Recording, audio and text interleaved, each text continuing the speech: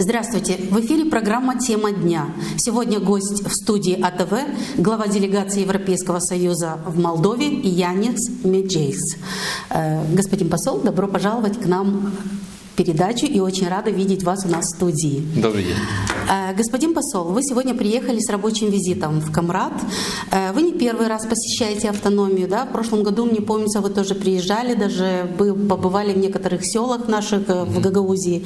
Сегодня вы посетили Центр поддержки бизнеса в Камраде, да? Насколько я знаю, вы еще общались со студентами в Камрадском государственном университете. Вот расскажите о вашем визите для наших телезрителей в сегодняшнем визите в Камрад. Да, действительно, это является одним из моих регулярных визитов. Я с прошлого года не был в Гагаузии, поэтому хотел посмотреть, как жизнь развивается, и тоже посмотреть, как развиваются те проекты, которые мы поддерживали. И поэтому у меня было несколько встреч. Во-первых, мы были на государственном университете, и там встречались и с ректором, и потом у нас была дискуссия со студентами.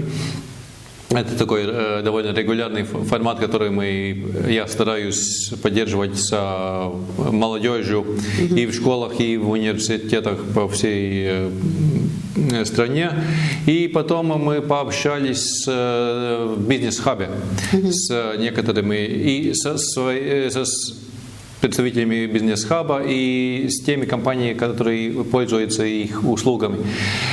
Бизнес-хаб это был создан с нашей поддержкой, и я хотел тоже посмотреть, как он развивается, поскольку этот проект завершился.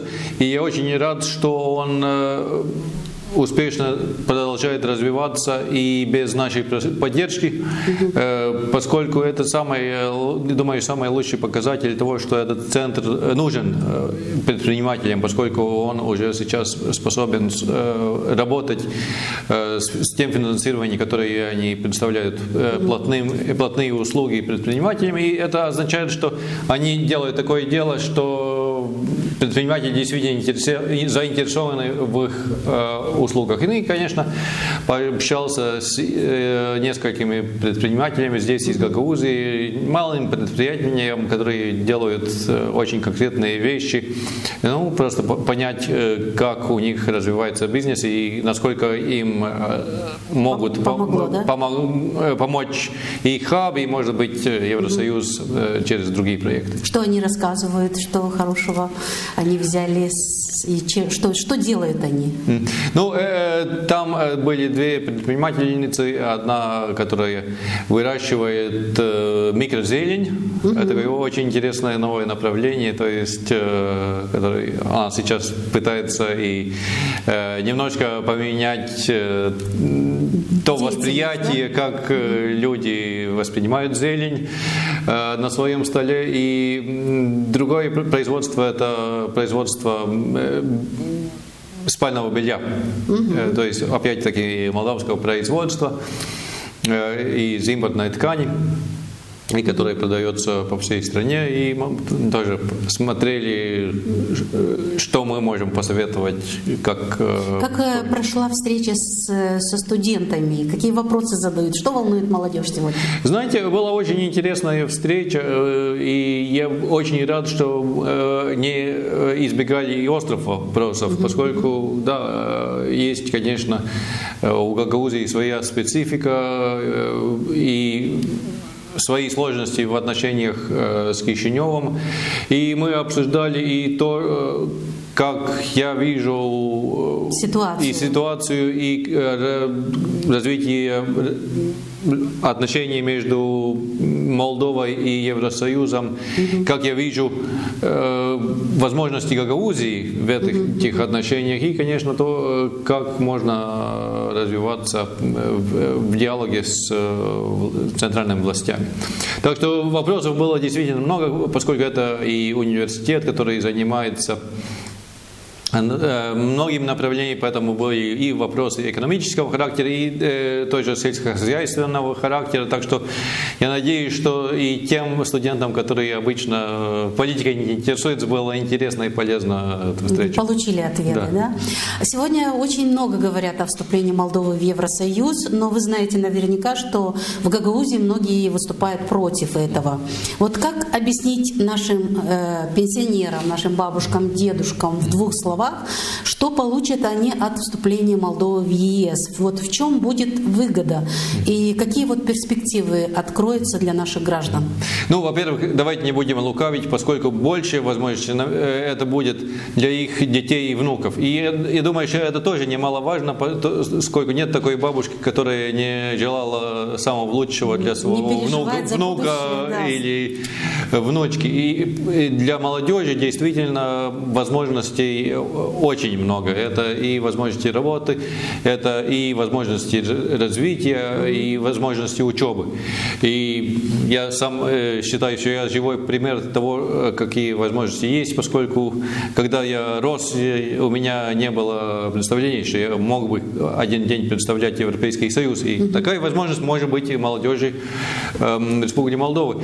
Но я уверен, что есть очень много того, что Евросоюз может дать и уже дает и старшему поколению. Ну, например, любой пенсионер, конечно, желает больше пенсий. Ну да. И Это мечтают они у нас пока. Да, но это для тех стран, которые присоединились к Евросоюзу, это реальность, что зарплаты растут, вследствие этого растут доходы государства, и как следствие могут на эти дополнительные доходы и увеличивать пенсии. И то, что мы видим, что пенсии в странах, членах Евросоюза, особенно в тех странах, которые недавно присоединились, да, они возрастают. И, конечно, это тоже вопрос отношения, поскольку уже сейчас мы претворяем в жизнь много проектов, которые помогают старшему поколению. Ну, например, есть проекты, которые как раз направлены на помощь малоимущим. И это тоже не столько материальная помощь, как помощь ввиду того, как менять отношения, чтобы было еще больше выражения этого чувства солидарности, чтобы помочь тем, которым трудно. Так что я думаю, что от членства Евросоюза выиграют действительно все, и старые и младшие. Поколение и молодежь, да? Ну, в последнее время у нас тоже в Гагаузии стали больше говорить о евроинтеграции, о тех европейских грантах, которые поступают нам в Молдову, и в том числе и к нам в автономию поступают. Многие наши жители вот стали ездить на заработки не в Россию, допустим, а ездят в страны Европейского Союза. Но, тем не менее, есть очень много дезинформации. Вы наверняка тоже знаете об этом. Некоторые наши вот общественные деятели, они утверждают, что если Молдова вступит в Европейский Союз, то потеряет свою независимость или свой нейтралитет, или, не дай бог, там присоединится к Румынии. Но есть такое вот мнение, вот как бы вы вот, развеяли бы, что ли, вот эти вот разговоры или эти высказывания? Да, ну, во-первых, по суверенитету. Да. Я бы сказал, что маленькие страны даже выигрывают, поскольку сейчас голос Молдовы – это голос страны с населением меньше 3 миллионов человек. Если или когда Республика Молдова станет членом Европейского Союза, это будет равноправным членом, чей голос будет так же важен, как голос Германии или Франции, то есть стран, у которых политический и экономический вес намного больше. И это я вижу во многих из небольших стран Евросоюза, что они вдруг становятся интересным и большим партнером вне Евросоюза, не потому, что они являются там Латвией или Мальтой, но просто потому, что это те страны, которые тоже принимают участие в решении, которые касаются этих больших стран, будь это Индия или Китай. Так что это не только совместный суверенитет, но это и дополнительная возможность, как этот суверенитет выражать. Насчет нейтралитета это вопрос отношения граждан страны. В Евросоюзе есть и те страны, которые не являются нейтральными, есть такие страны, которые являются нейтральными. То есть в Евросоюзе есть разнообразие и в этом смысле. То есть это дезинформация, можно сказать. То есть такого не произойдет.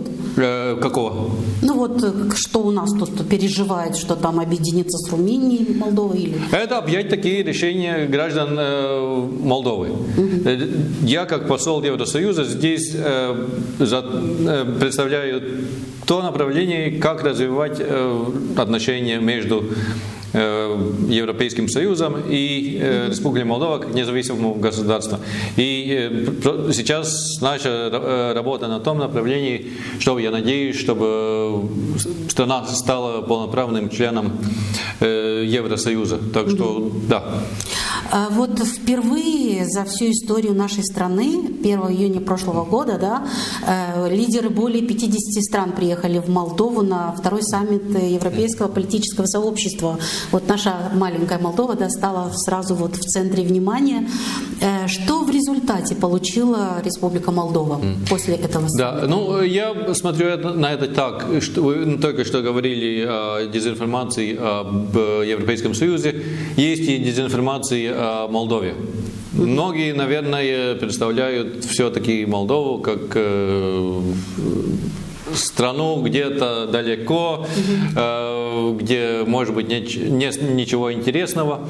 И я думаю, что этот саммит помог во многом это представление развеять среди европейских лидеров, поскольку они приехали здесь в начале июня на прекрасное место, на мероприятие, которое было очень хорошо подготовлено, поскольку это я слышал тоже от международных журналистов, которые это особо отмечали. И я думаю, что это стало тем положительным фоном для страны, когда принимались решения о том, как продвигать Молдову на европейской интеграции. То есть то, что в декабре прошлого года Совет Европейского Союза принял решение начать переговоры со страной, отражает и то, насколько много вы сделали как страна на пути реформ, и то отражает то позитивное отношение, которое 27 лидеров получили здесь, в вашей стране. Вот вы затронули немножечко о том, что Совет ЕС одобрил начало переговоров в прошлом году в декабре месяце о вступлении Молдовы в ЕС. Вот что это означает? Раскройте нам немножечко. Вот сколько времени продлятся эти переговоры? Во-первых, что является предметом переговоров? Для ЕС существует общий свод правил, поскольку, конечно, каждая страна отличается, но есть общие нормы, общие стандарты, которые касаются всех стран-членов. Которые должны соблюдать. Да, поскольку это тоже вопрос конкуренции, например, чтобы не было такой ситуации, что, например, какая-то страна просто игнорирует стандарты, у нее меньше будут затраты, и в результате этого будет, может быть, некачественная продукция, может, это будет угроза для жизни и здоровья рабочих. То есть даже продукция должна быть одного качества. И не только продукция, это тоже вопрос процессов. Ну, например, чтобы привести простой пример, строительство. Есть две компании, которые строят, и у одной будут высокие стандарты защиты работников. Это, конечно, затраты. И если рядом будет работать другая компания, где все это игнорируется, у нее затраты будут меньше, и, конечно, это будет риск для жизни тех, которые там работают. И в то же время это будет и проблема для прав рабочих, и в то же время это будет проблема для конкуренции. И чтобы эти ситуации не допустить, мы работаем на основе единых стандартов, которые внедряются во всех странах. То есть это не стандарты просто ради стандартов, но это чтобы обеспечить и благосостояние людей, и безопасность тех, которые работают, и безопасность, кстати, потребителей, которые пользуются продуктом. Ну и эти переговоры будут проводиться по 33 разделам. 33 раздела. Да, то есть это, там есть все, что есть в жизни, где есть необходимость регуляции. Это и сельское хозяйство, и рыбоводство, и конкуренция, и внутренний рынок, и внешняя политика. То есть все это будет рассматриваться. И вначале молдавские эксперты будут смотреть, насколько они соответствуют европейским стандартам. И потом то же самое будут делать европейские эксперты. То есть это будет не только вопрос законодательства, но и вопрос внедрения. То есть есть ли в стране институции, и не только есть ли там институции, но как они работают, есть ли там достаточно людей, квалифицированы они ли, есть ли у них ресурсы, чтобы делать свою работу качественно. То есть все эти вопросы будут осматриваться, и потом это будет вопрос переговоров, как из проблематических ситуаций подниматься на общие стандарты. То есть переговоры еще пока не начались, да? Еще не начались. Сейчас идет подготовительная фаза, когда уже молдавские коллеги посещают Брюссель, где им разъясняют вот все детали по различным разделам, что им следует иметь в виду в будущем. Вот по вашим наблюдениям, насколько Молдова готова, это же уровень все-таки, сколько будут длиться эти переговоры, через какое время этот этап мы сможем пройти? Это очень важный вопрос, поскольку, как вы уже могли понять, это вопрос, который занимает время. Это даже при всем желании нельзя представить ситуации, что начать переговоры сейчас, скажем, в апреле и закончить их в сентябре. Это во всех странах, которые были кандидатами, это занимает годы. Но сколько лет, это уже зависит во многом от нас, наверное. Чем быстрее мы пройдем этот путь. Да, поскольку, во-первых, это вопрос фокуса. Я думаю, что на данном этапе проблем с этим нет, поскольку действительно правительство предоставило необходимые ресурсы, чтобы продвигаться и с переговорами, и с евроинтеграцией, и с продвижением тех реформ, которые Евросоюз требовал. Но не менее важно, это, чтобы эта поддержка и фокус сохранялись на протяжении нескольких лет.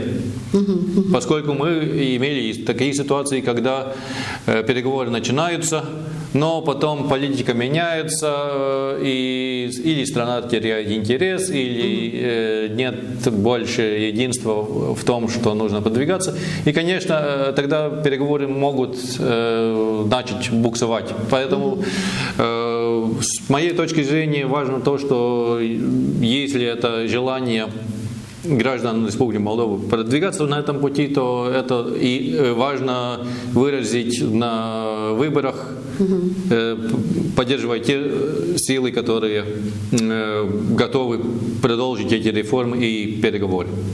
И тогда, конечно, этот путь будет быстрее. Короче, да? Одним словом, все зависит от нас. Да? Захотим, чем быстрее захотим мы, тем быстрее попадем в европейскую семью. Европейский Союз очень много помогает Молдове, и в последние годы было много помощи, в том числе и для автономии, да, наш. Вот, на ваш взгляд, какие самые важные проекты были реализованы у нас в Гагаузии при помощи европейских денег? И как вы оцениваете их результат? Вы знаете, что у нас много критики было по поводу реализации этих проектов за последние 5-6 лет. Вот, как вы оцениваете результаты этих проектов? Знаете, у нас есть проекты разного вида. Раньше у нас даже был особый фокус на Гагаузии, чтобы помочь представителям Гагаузии научиться писать проекты. И сейчас мы уже видим, что этот процесс удался, поскольку сейчас... Этот путь прошли мы, да? Да, что вы готовы, ваши люди готовы участвовать на равных со всеми остальными частями Республики Молдовы. За последние примерно 5-6 лет объем прямых наших проектов только на Гагаузии это составляло 12 миллионов евро. Но важно помнить и еще о нескольких других элементах. Во-первых, не все идет только от европейской делегации. Например, Европейский банк инвестиций, который тоже является европейской структурой, они были тем, которые финансировали обводную дорогу Камрата. И, конечно, это может быть объездной, да. Это, наверное, самая видимая часть вовлечения Европейского Союза. Еще такие дороги будут у нас в Гагаузии? Ну, это от вас зависит, поскольку, опять-таки, это зависит от готовности подготавливать проекты. И, конечно, есть проекты, например, для поддержки предпринимателей, которые не специфически сфокусированы на Гагаузии, но, например, у нас есть проект через ОДА для малых и средних предпринимателей. Это проект с общей стоимостью 8 миллионов евро, и которые доступны для предпринимателей со всех... Уже этот проект реализован или реализуется? Он реализуется. По-моему, примерно год тому назад мы его начали, так что еще 2 года он будет идти. Но главное, я думаю, что, во-первых, интересоваться, поскольку мы тоже постарались на нашем веб-сайте делегации дать, если не полную информацию, то информацию, где информацию можно найти, то есть где можно найти информацию, если вы являетесь предпринимателем, где можно найти информацию, если вы, например, молодежный активист, чтобы была точка, откуда оттолкнуться. Так что надеюсь, что будут люди этим пользоваться.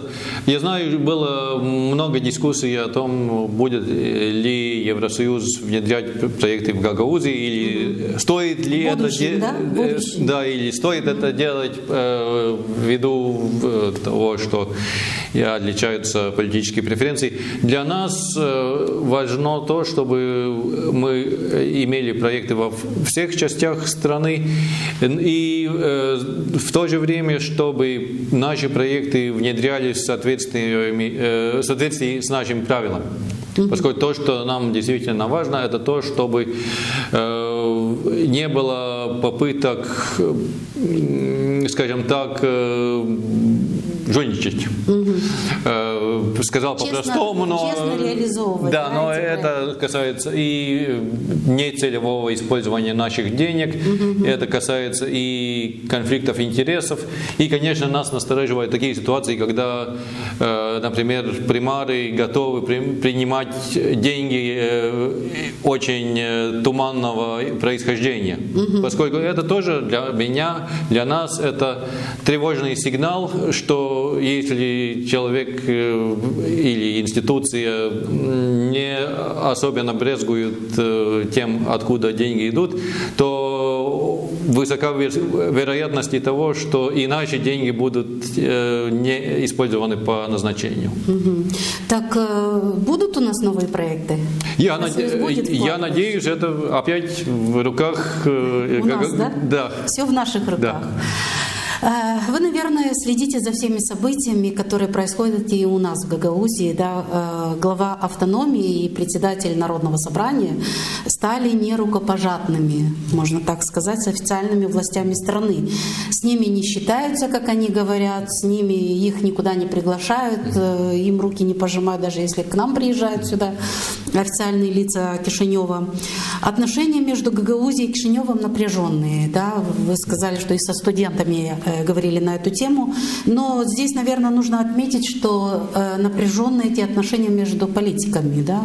Я не замечала, что среди наших граждан, простых людей, есть какое-то напряжение. Вот Как бы вы прокомментировали, к чему могут привести вот такие отношения и почему вот так произошло у нас, на ваш взгляд? Ну, я думаю, что, к сожалению, точка отсчета для этой ситуации стала выборы Башкана. И я даже, вот вы упомянули и Башкана, и господина Константинова, рядом для нас есть все-таки различия, поскольку, да, я тоже встречался с господином Константиновым, мы обсуждали те вопросы, это до башканских выборов? Уже после. После? Но в случае Башкана, я говорил это публично, я могу это повторить, нам практически невозможно строить отношения с человеком, который не отмежевается от связей с лицом, которое осуждено как преступник судом Республики Молдовы. И, конечно, для Евросоюза тоже вся предыстория с украденным миллиардом и с приходом незаконных денег в выборный процесс, конечно, не оставляет нас безразличным. В то же время мы надеемся на то, чтобы был диалог между Кишиневым и Камрадом. А возможен диалог вообще вот в нынешней ситуации? Я думаю, что он возможен, просто, может быть, есть какие-то параметры, где он и для властей невозможен. Ну, например, что возможен диалог или с Национальной ассамблеей, или с примарами, или с тоже неправительственной организацией, как и для нас, или для организаций предпринимателей. Я думаю, что это все тоже очень важные составляющие диалога. Ну, конечно, мы будем следить за тем, как эти отношения будут развиваться. Было время, мы помним, когда приезжали со всех посольств, зарегистрированные у нас в Кишиневе, собирали дружно виноград в Гагаузии. То есть было такое время у нас. Надеюсь, что и в будущем еще будут хорошие времена. В этом году пройдут выборы в президенты Молдовы и пройдет конституционный референдум по поводу вступления Молдовы в Евросоюз.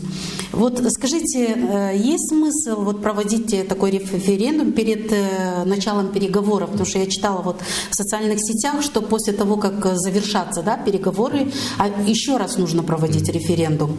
Вот, и такой вот вопрос у меня: если результат референдума окажется немножко иным, вот как, на ваш взгляд?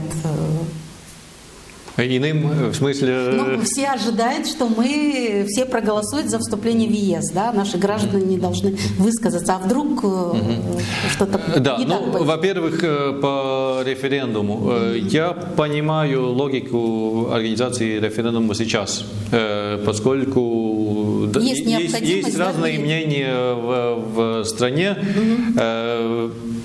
Политики этим, и иногда политики это отражают, иногда политики этим спекулируют. Я думаю, что референдум это может быть хорошим средством для того, чтобы эти спекуляции развеять. И если будет дан ясный ответ о том, какие предпочтения граждан Республики Молдова, тогда и дальнейший процесс может быть более ясным. Насчет того, каково будет в будущем, сейчас я не могу сказать, особенности из-за того, что еще мы не видели тот вопрос, который будет задан референдумом. Но я понимаю, что задумка такая, что это будет единственным референдумом, то есть в один день, да? Что не нужно будет повторного референдума. То есть один позже. Раз пройдет? Да. Но это более вопрос к молдавским властям, конечно. Насчет вопроса, что в случае, если граждане не поддержат, конечно, мы будем разочарованы, поскольку да, мы видим, что место Республики Молдова действительно в европейской семье, и поддержка для страны со стороны Евросоюза тоже была беспрецедентной. На самом самом высоком уровне, и я бы очень надеюсь, что это будет и продолжаться. Но, конечно, мы будем уважать любой выбор граждан Молдовы, и если итог будет другим, то мы будем развивать наши отношения в тех рамках, которые будут возможны. Поскольку, конечно, мы имели сотрудничество с Молдовой и до того, как она стала кандидатом на членство. Ну, а вот ваше мнение, вот ваше наблюдение, да, как пройдет референдум? Вот по вашим наблюдениям, как выскажутся люди? Вы же везде бываете, в разных регионах, не только к нам приезжаете. Знаете, может быть, у меня немножко искажается картина, поскольку часто я встречаюсь с теми, которые поддерживают Евроединение. Не только официальными лицами, но часто те, которые хотят встретиться с послом Евросоюза, конечно, они видят те возможности, которые представляет Евросоюз. И я бы сказал, что это активная часть населения, которые и молодежь, и предприниматели. Сейчас мы можем только видеть то, что показывают социологические опросы, где поддержка Евросоюза остается неизменно высокой. Ну, конечно, это зависит от того, кто задает вопрос и какой вопрос задан, но я надеюсь на позитивный результат. Не только потому, что я здесь сижу как посол Евросоюза, но потому что и из моего опыта я не вижу других путей, как Молдова может быстрым темпом развиваться к демократической и процветающей и мирной страна, поскольку Евросоюз это не только стандарты, это не только возможности путешествия. На самых основаниях Евросоюз это проект мира. Он был сотворен после Второй мировой войны, чтобы предотвратить войну на европейском континенте. И то, что 70 лет между европейскими странами, которые раньше воевали с незавидной регулярностью, не было войны, это уже... То есть между этими странами и быть не может, да? У них есть договоренности? Да, конечно, поскольку войны. Это и есть сама концепция. Например, все это началось из объединения стали и угля. Почему? Потому что это те ресурсы, которые нужны для войны. И если страны будут зависеть друг от друга экономически в тех областях, где ресурсы нужны для войны, то война просто становится невозможной. Законопроект партии ПАС, давайте немножечко поменяем тему, позволяющий голосовать на выборах президента по почте. Поговорим немного об этом. Вот вызвал много вопросов. Как это будет происходить? Вот меня интересует, есть ли такая практика в других странах? Потому что у нас многие переживают, чтобы не было фальсификации. Как голосовать по почте? Эти конкретные, как это будет организоваться, это больше вопрос к властям. Я больше могу ответить. Нет, вы свою точку зрения, как вам видите? Все мне дело, где я могу выразить свою точку зрения, это насчет того, можно ли. Да. И нет такой однозначной европейской практики, поскольку есть страны, у которых есть возможность голосования по почте, и есть те страны, которые это не практикуют. Так что с моей точки зрения я не вижу особой проблемы в том, чтобы организовать голосование по почте. Главное, чтобы было доверие тем результатам, которые будут в результате выборов. Ну и в завершение, что ли, нашей программы, что бы вы хотели сказать жителям Гагаузии в столь напряженное время, да, когда мы знаем ситуацию, что происходит у нас в соседней стране, удастся ли нам у нас в стране сохранить мир и улучшить наши взаимоотношения между властями автономии и Кишиневым? Ну, знаете, мы можем уже посмотреть немножко назад. За последние пару лет ваша страна уже прошла очень сложный период. Вам удалось справиться с энергетическим кризисом. Вам удалось справиться с потоком беженцев из Украины, которые бежали от российской агрессии. Вам удалось, пускай медленно, но возобновить экономический рост. И самое главное, вам удалось сохранить мирное развитие страны.